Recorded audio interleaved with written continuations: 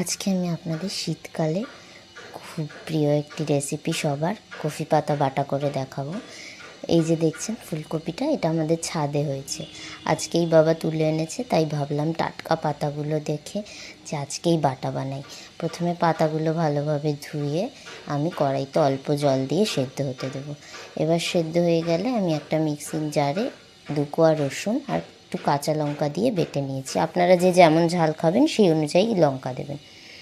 এবার কড়াইতে তেল দিয়ে কালো জিরে আর শুকনো লঙ্কা ফোড়নে দিয়েছি, দিয়ে সামান্য হলুদ দিয়েছি, দিয়ে বেটে রাখা পাতাটা দিয়ে দেব। দিয়ে ব্যাস, আর কোনো কাজ নেই। পাতাটা ততক্ষণ নাড়তে হবে যতক্ষণ না পুরো ঝুরো ঝুরো হয়ে যাচ্ছে, একদম কালচে কালার হয়ে যাবে আর একদম শুকনো শুকনো হয়ে যাবে।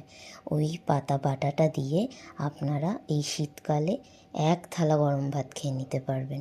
আমি একবার আমার কথা শুনে ট্রাই করে দেখুন, আমি বলে দেখলাম, আপনাদের নিশ্চয়ই ভালো লাগবে।